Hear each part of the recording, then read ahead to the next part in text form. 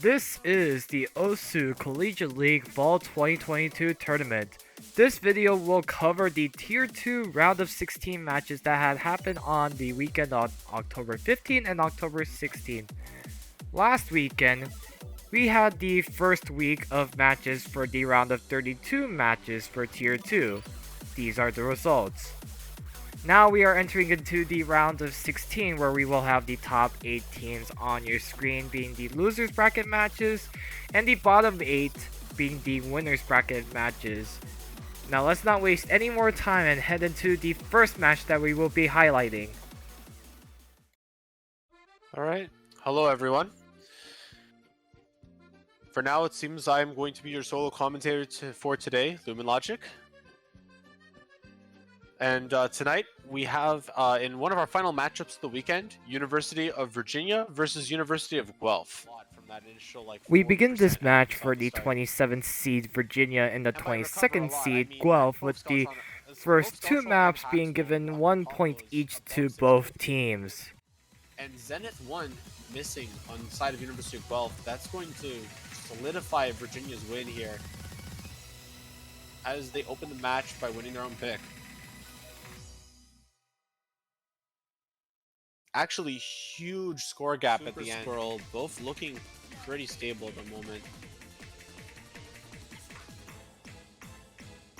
So I think we're going to be seeing Super Squirrel pulling out the FC here.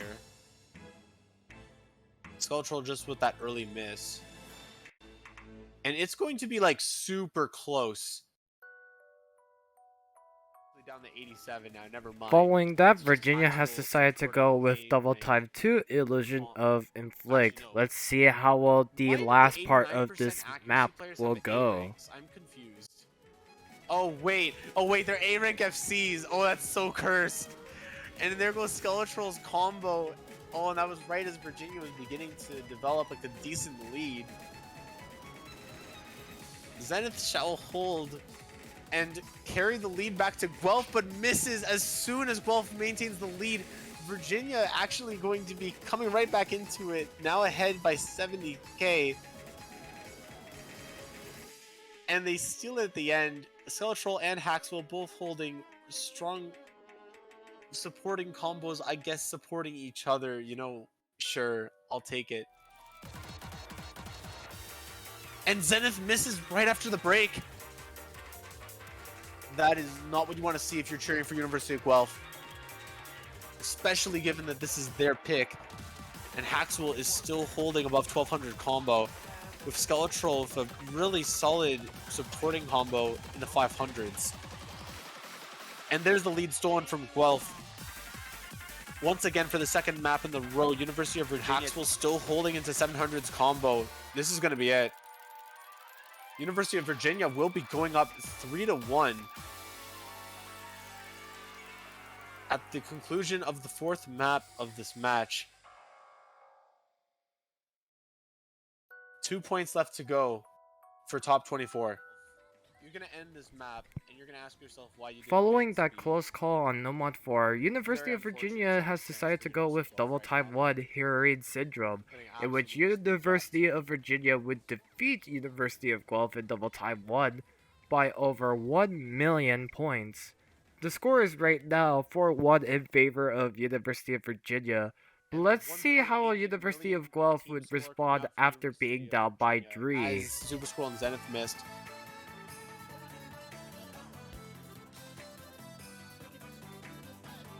University of Guelph finally getting the point that they very much need to maintain their position in the tourney.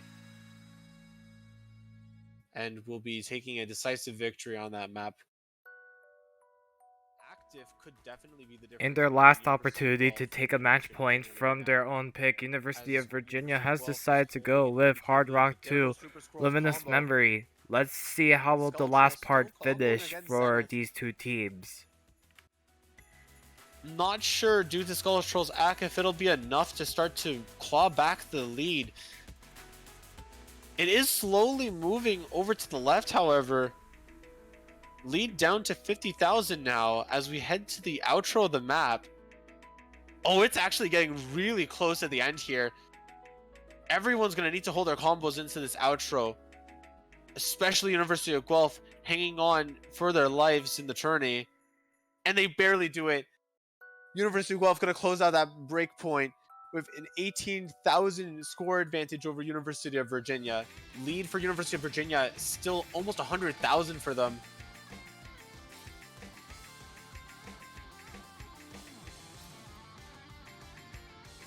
Skeletroll missing an entire section, followed by Haxwell missing one. And lead for University of Virginia reduced already to 20,000. It's going to flip over to Lobby, but Super Scroll holding the 600 combo and increasing their team's lead to 80,000 will finally miss, but the damage is already done. We are going the tiebreaker. What an absolute turnaround for University of Guelph. Just constantly making comeback after comeback in these later, in all of these later maps. Majority of the match, Super Scroll and Zenith are After being down by 3 after losing double time 1, University of Guelph would score 3 unanswered points to force a tiebreaker against University of Virginia. Now we are on to the tiebreaker map, Farewell to Today by Camellia. Who will take the tiebreaker map? Can it be University of Guelph and hopes to finish off with a 4-map win streak? Or can University of Virginia can stop the red-hot 3-map win streak of University of Guelph? That is just the definition. Super Scroll dropping SS at the end of the intro, but in general, accuracy looking a bit better on the side of University of Guelph for this intro. Both players slowly getting into it. Haxwell actually almost over-aiming a slider head. Actually, that surprised. Heading up first Kiai, though. It's going to be 2 FCs to 1 in favor of University of Guelph. Skeletroll missing once again on the side of Virginia. Those 2 FCs already carrying University of Guelph to 100k score advantage. 500k. It's going to be close. Oh, wait, no, there's actually a decent amount of outro left. Super Scroll's definitely hitting 500k, an absolutely insane play from them. They won't quite 1v2 University of Virginia, but they'll make it close. Which, that by itself is terrifying. Forget about it. An insane overall comeback from University of Guelph. For those joining After us being down by 3, University of Guelph would score 4 unanswered points, and while some points were pretty close calls by University of Virginia giving them a run for their money, University of Guelph, however, gave up a very impressive performance on the tiebreaker map that would seal the deal. Congratulations to University of Guelph as they move on to the losers quarterfinals. Before I'll highlight the next match, these are the rest of the losers round of 16 matches that wasn't streamed, and even if it was streamed, it will not be featured on this video. You see that the 7 matches remain. These 7 teams will be moving on to the losers quarterfinals, while the 7 other teams who did lose will unfortunately be eliminated. And here are your winners round of 16 matches that isn't going to be shown on this video. Yep, pretty interesting matches so far, with a lot of scores being at 5-3. Another match that I would like to quickly highlight is the number 2 seed University of California Berkeley's A team taking on the 18th seed City College of New York.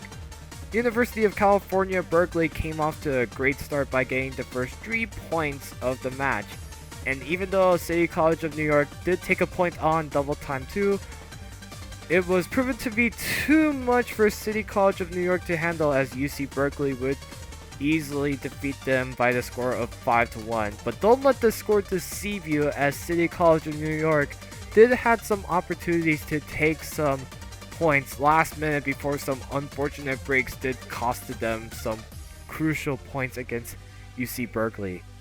After the match, I spoke with AJ Mialska about his thoughts about the match and the team's expectations. Well, first of all, thank you for the congratulations. As for the match, I mean, in particular, like, it was not an easy match. Like, like compared to what the score might suggest, because a lot of the picks were really close. Uh, I think a lot of the maps, especially the topping maps, could have gone either way. So I'm just glad that my team was able to like pull it off in the end. So this Berkeley squad that you guys have for this tournament is pretty interesting. You have Azurium, who was on the A team last year or last tournament. And then you have a Stellurite who was on the B team last tournament, and then you have Stexus as well. From my research, Stexus is a player that used to compete for Berkeley from the Fall 2021 tournament, but not for Winter 2022. But what do you think? What do you think of your expectations as far as how Berkeley is going to do for this tournament? Do you guys see yourselves as getting back to the grand finals last tournament, even with a somewhat of a completely different roster, or what are your guys' goals in particular? Well, main goal in the end of my team is just to like enjoy OCL. Right. That's like when we were making the rosters, like we were trying to make it an enjoyable experience for everyone involved, both A and B team. Um, as for expectations about how far our team can get, like I mean, we got the number 2 seed, right? Uh, it's a very different squad than last splits, but I still feel like our team has like a decent chance of making it at least into the top 3. Or as like a I don't want to say like expectation, but like a realistic goal to strive for. Um, it's once again like it's really hard to tell because like a lot of the other teams as well have changed from last split. So we'll just kind of have to see how far we can go. I know the opponents we have for next week are also like pretty tough. So Two teams that came off from pretty competitive matches in their round of 32 um, match last week. Um, Here we have is in the tier 2 winners round of 16. You have the University of Washington B team taking on Northwestern University. As we are now already halfway with the first map of this match, Northwestern has chosen No Mod 4. Let's see how will this map ends out. Can these players hold on with those bursts as well?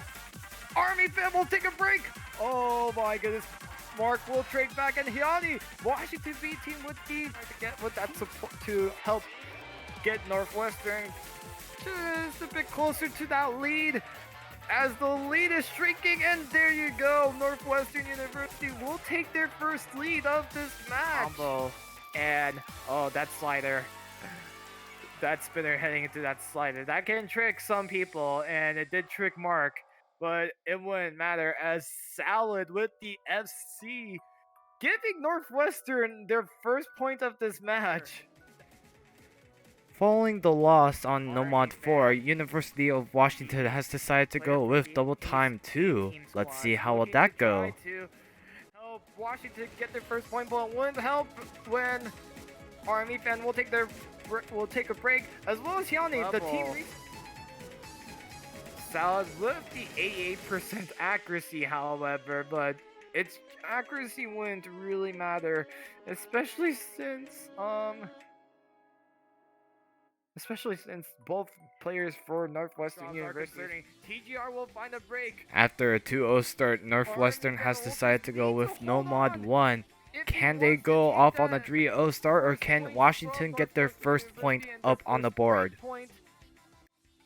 I just don't think it would be enough. Oh my goodness, this is getting really... Those notes, however, man, that high aim is just... It's really tricky. But, however, as it stands, just by almost exactly 100,000 points, University of Washington B team will take their first point. And University of Washington with good performances from TTR and Hyani. Teamwork makes the dream work, especially for this Nomad 2. As we finish with the heart slider, Hyani will break on the hearts. What a heartbreaker. Get it? Okay, I'll stop with that. These next couple of maps are insane. All I will just say is just watch it. Really strike back against Washington B team. You can see the scores just decreasing. Even with the 90% accuracy, can Northwestern hold on to their both of FCs to take down Washington? Oh my goodness! Oh my goodness, that was it. Northwestern University taking 100s being dropped from Hyani, but still maintaining combo, which is really impressive.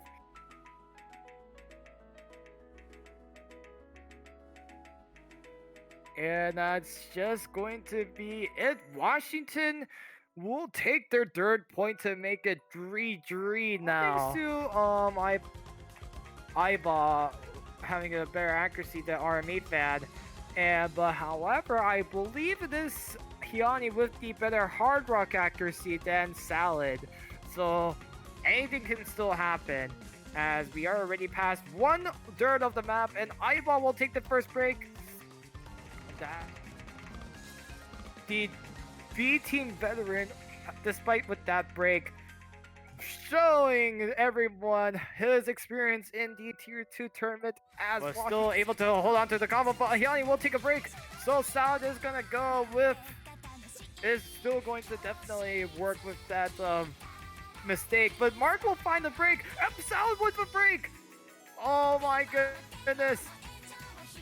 It's now Infinity Star with the high FC right now. And oh my goodness, Infinity Star will take a break. Oh my goodness, this is getting really close. 4 seconds. I just think that's just what Northwestern needs.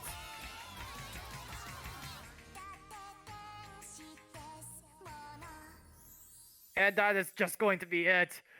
That is going to be it. We are going into tiebreaker right here. Northwestern will take their final break point. After a back and forth match between these two teams, we are now heading into tiebreaker, where anything can happen in this tiebreaker map. Let's see who will win this match and move on to the winners quarterfinals. Now, in the round of 32, Northwestern was behind until the last quarter of the match when Universidade do Porto unfortunately broke at the wrong time, despite with their opponent in the round of 32 leading in the first 3 quarters. But Northwestern capitalized, all thanks to Salad and combo and RME Fan with a above 97% accuracy. RME Fan, however, will take a break, and all Northwestern will have a team reset. This is, oh my goodness! So Hyani with the only high combo right here, right now. As we are into this another high aim section right here, Hyani, the man who has been a big part for Washington in the second half of this match, is showing it right here. Hyani will take a break, however, but points is going to help Washington B team get their final point, as it's going to be the University of Washington B team taking this tiebreaker victory over Northwestern University. After a back and forth match, University of Washington capitalized on this tiebreaker performance by Hyani, as University of Washington defeats Salad and Northwestern University 5-4. After the match, I spoke with RME Fan about his thoughts about the match. Yeah, it was really nerve-wracking because this guy Salad can just play any map. Like, he was just in for everything. And then, let's see, it was really scary the first map, in about 4, I think. Yeah. Where he's like 1v2'd us. But basically, we wanted to target, like, the maps that he couldn't play, because he's their best player by quite a bit. It didn't work out exactly as planned, because, like, he double-tapped the maps, I think. But it turned out fine at the end. You were a player from the Washington's A team last tournament, and you moved down to the B team. So on a personal question, what made you want to move down to the B team to help, with the Washington B team, especially with this match against Northwestern? And what are your guys' expectations for this tournament? Um, so basically, like, we had some new people come into UW. I think DNFD, Pooks, Conrad Mitten, who are all really good players. So they were much more suited to the tier one team than me. I think I scale a lot better on these lower star rating pools. And as for the rest of the tournament, I think we have a really good roster for like pretty much any map. I hope we can go far, at least top six, I think. Although there are a lot of teams who could take us out. Yeah, I mean, that's especially with what happened. I mean, I guess it really keeps you guys on your guys' tails for next week against Venus University. Yeah, definitely. Well, I just want to say thank you for this interview. Yeah, thank you. So that is going to be it for the round of 16 matches. These are the match results in case if you guys need to see it again. And then here are your losers quarterfinals match that will happen on the weekend of October 22nd to October 23rd. And these are your winners quarterfinals matches, with the winners of those matches will move on to the winners semifinals matches. But other than that, that is going to be it for this video. Thank you guys so much for watching this video. If you guys like this video, please leave a like and comment on this video. And if you guys want to see more future notifications of this channel, please hit the subscribe button. Thank you guys so much, and I will see you guys next week. Take care, everyone.